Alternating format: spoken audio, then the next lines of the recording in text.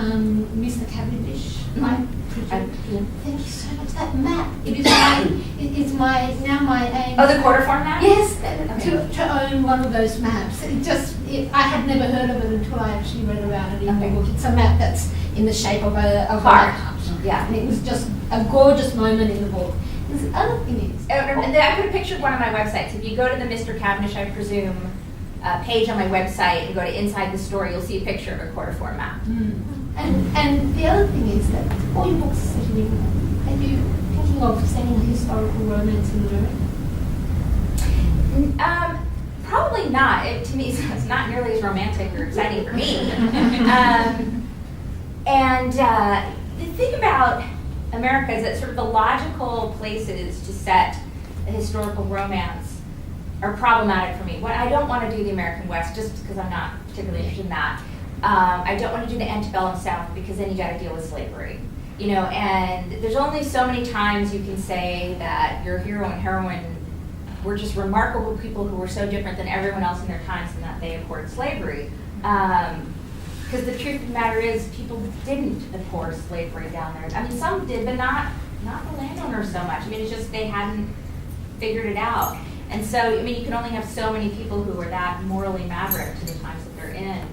And that was such a central part of society that it's difficult to ignore. I mean, there are quite a few, in Regency England, there are quite a few things about life there that we would find important now, views that luckily were not so central to life that I can kind of abhor them. I mean, not abhor them, but just like not address them. For example, anti-Semitism, I mean, that would have been rampant, but it was not a large part it was not as much a part of society as slavery was in the American South. So I can just sort of kind of pretend and hope that it just never actually entered their lives. I have addressed issues of people who are gay, and again, it's a tricky thing to do and keep it in the historical context. But getting back to that, the period actually I'm most interested in American history is the American Revolution. I find that an interesting period to do, but I'm not sure, I don't know, too much danger going on. I'm not sure I want to put my people in that much danger. So I don't know, right now, no. I don't know why I kind of like what I'm doing, but I do, so. I think we have a couple of questions. Because of you, I watched the Elizabeth Diaries, which I really enjoyed. Would you ever consider having any of your series put into a format like that, whether it's through video or blogging, like the Bridgertons possibly?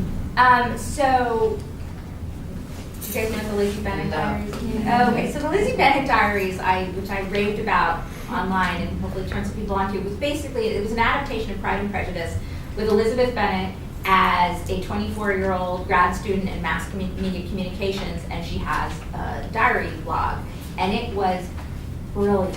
I mean, they updated it perfectly. So I mean, because there were things you couldn't do in in sort of, I mean, Lydia running off with Wickham isn't going to ruin them, but so I won't tell you what they did instead. It was perfect for the times. My favorite thing was that they can't have Darcy and his first cousin being forced to wed. So Annie becomes a dog, Ankins, and the best was that Kitty Bennet was a cat, because they just had too many sisters. But so yeah, I would be open to adaptation, of anything, but basically nobody was approached, so there's nothing. It's funny, I get questions. Have you ever thought about turning your books into a movie? I'm like, well, yeah. But you know anyone? So there's not that much you can do about it. But yeah, and actually I do know one of the writers. It turns out I know one of the writers of Lizzie Bennet Diaries. It's Kate Noble, who is a romance author, and it was really funny. I had a total fangirl moment. I was like, oh my god! And I just basically came this close to being like, can I work for you? Do I have a job doing that? So yeah, I don't know. I was just saying, would you ever do future stuff in that format, possibly? Using blogs and video rather than writing traditional books? I mean, if it were the right project, it could be something really fun. It's hard to say. I don't know, because not at this time. I have no plans, but it could be very interesting. So we're running out of time, so I think there was one question at the back and then another on here, so we'll try to get through both. I just wondered if you could maybe just explain the process that you go through when you write, like whether or not you write chronologically or Sure. cherry pick scenes or. So the reason I said I wasn't a plotter or a pantser in particular, I guess I lean more towards being a plotter, is that I do write a proposal ahead of time, but rather than it being like really plot driven, although I do try to get the major elements of the plot in there, it's really character driven. So I start out by who are these people, and what went on in their history to make them the person that they are today, and often things that never show up in the book will be in that exploration. And even though it maybe doesn't make it into the book, I think it helps me create a more fully realized character. I know all these things, and it may lead to something else showing up in the book that wasn't mentioned in that one. So that's what I do. Then eventually I get this proposal put together. I do need to get it approved by New York. And then I start writing. And when I write, I do write chronologically, for the most part. And I edit as I go along, so I'm sort of, well, just imagine this all backwards. I sort of go like this. I'm constantly doubling back and going over and looking at things. So when I finish, I'm pretty much done. I don't have a first draft. I go back another time and sort of do another read through and stuff, but the major editing is done by that point. I do occasionally find that I need to jump back and insert a scene. That maybe happens maybe a quarter of the time. I'll just feel like things are moving along too fast or something like that. And usually if it feels like something's happening too fast, it means I've done something wrong. And a really good example of that was in The Viscount Who Loved Me, which is a story where the hero and heroine start out not liking each other to begin with, and then eventually, obviously, they do. And one of my pet peeves is I really don't like the books where it's I hate you, I hate you, I hate you, I hate you. Oh my goodness, how come you can't tell that I love you, right? I mean, there's got to be some sort of realistic change of heart. And in this one, I've had some of that. It wasn't quite to that extent, but I wasn't sure that the heroine's change of heart towards the hero really had been shown to my satisfaction. And so it occurred to me that the best way to show her that he was actually a really good guy was to see him interacting with his family, because that was such an important part of his life. And I talked about how this is, romance is not a dysfunctional family. And so I ended up putting in what ended up being one of my favorite scenes ever, the Pall Mall scene where they're playing the vicious croquet, and she joins the game. And so that wasn't in the scene that I ended up inserting in and going back. So that does happen sometimes. But for the most part, it is chronological. I very, very rarely jump ahead. And if I far, it's because I can't figure out how to transition from one scene to the next, which is very difficult for me. Transitions are hard. And so I might just start up the next scene, and then once I get a page or two into it, I can go back and link them up. And we have one last question. Yeah, there's one here also. Yeah, oh, okay. Squeeze that one in too. So you're right. Yeah. I was just going to say, before I ask my question, I was going to say, what I really love about your books, what I think, sorry, I'm very short. What I think stands you apart is that I find in your dialogue too is that there'll be things in there. The thing that comes to mind is Colin and his sandwiches. Is that there's things in there that enrich the characters that don't have to drive the story forward. Right. And I really enjoy that, because there are so many books where you think that's so thrown in there just to move it to the next scene where someone's going to find that hat. And it's nice to see things that are just about enjoying them. I think that's what the Brigden series had as well, is that you told the story of the family, not just the romance, and that was really, really, really, really nice. My question was, I don't know how popular this is in this room, I'm sorry. I just wanted to know what you think, what kind of impact do you think like a book like 50 Shades has had on the romance, because as you say, a lot of people kind of made fun of people that read romances, and 50 Shades, I know it kind of raised some eyebrows, but at its heart was trying to be a romantic novel, and it's brought a new spin to what romance novels can be. And what kind of impact do you think that's had? Well, pretty much I haven't read it, and I kind of can't read it now because I need to be able to answer honestly when I say I haven't read it, so I can't make a comment. But I do think, that said, I think it's great when any book of any sort becomes a global event. And 50 Shades and the whole series definitely became a global event. I mean, in the same way the Hunger Games or Harry Potter did, which it seems crazy to lump them together, but it was a book that everyone was reading, and it was really quite remarkable. it was a little funny because I live in Seattle where it's set. And so what I heard the most was her Seattle errors. And my friends would be like, she called the highway the 5. But it's interesting because, I mean, to my understanding, it's not a romance novel. At least not as we think of it. I've seen a funny cartoon that said, a feminist romance novel. And it opens with him saying, no. And it says, and he walked away. And there was something in there to allude to 50 Shades. But anything that gets more people reading, I think, is a good thing. And it was interesting to me that when you see 50 Shades of Grey and the cover treatment and everything does make it seem much more upmarket than, romance or really almost any type of genre fiction.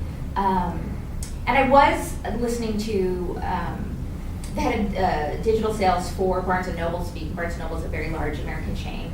And he was talking about how, they were investigating very closely ebook pricing and how that proved, 50 Shades proved that women were willing to spend a certain amount for ebooks. And I wasn't honestly sure that applied because it wasn't just the romance readership who was doing that. And there were so many people who were just curious because, everybody else is reading it.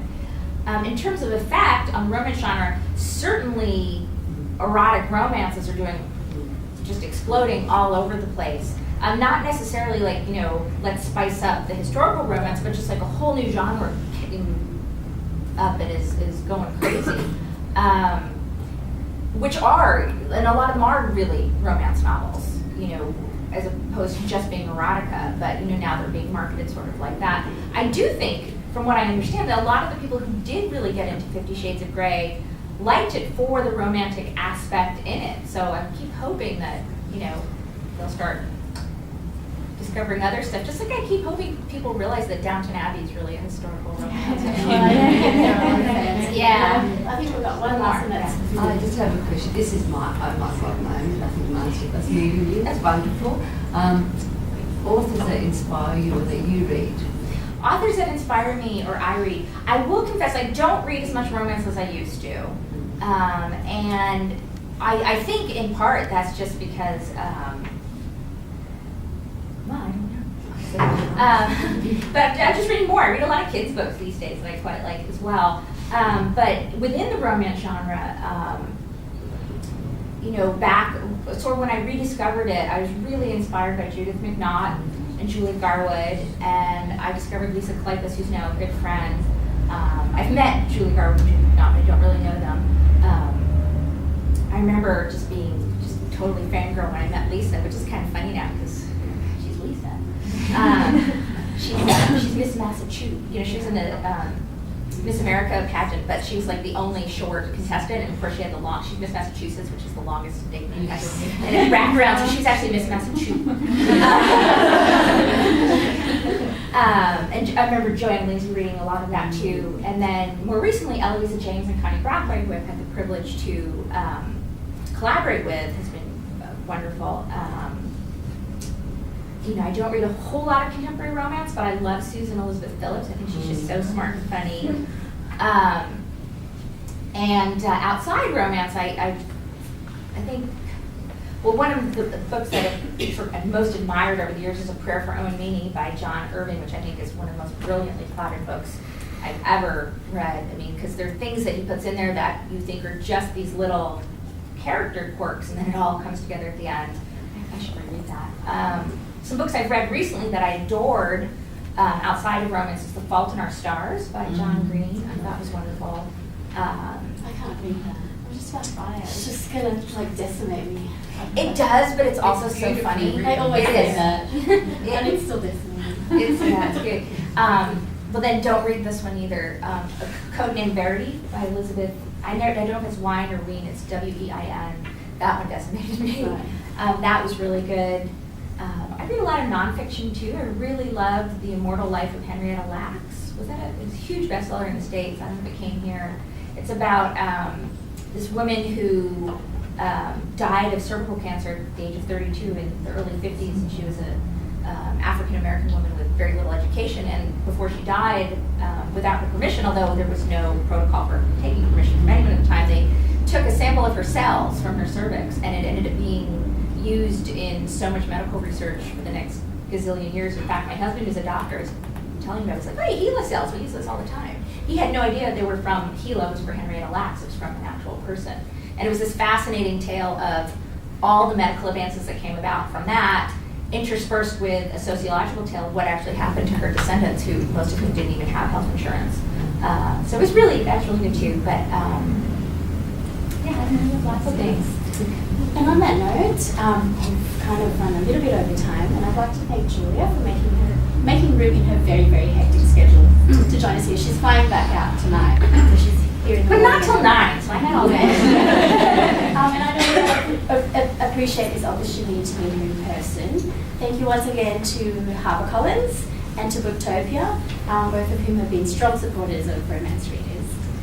If there are a few people who aren't staying for high tea, if you're one of those people, Julia is making herself available to sign books just out at the table outside. If you are coming to high tea, then we'd ask you to move to level 4, and we can work out the signings there, because I think it starts at quarter past.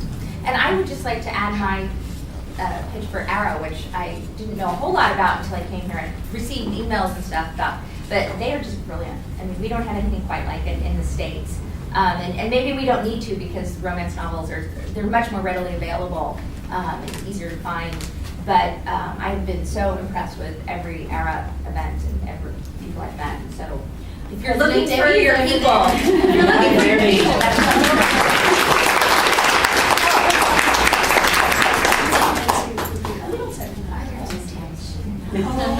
Oh, good. I thought you would have gotten like a million Tim No, I Tams. have. They gave me That's some something Velvet. No, everybody's been giving me Tim Tams, so I'm kind of glad. Like, I need no more Tim Tams. Thank you. But I was afraid.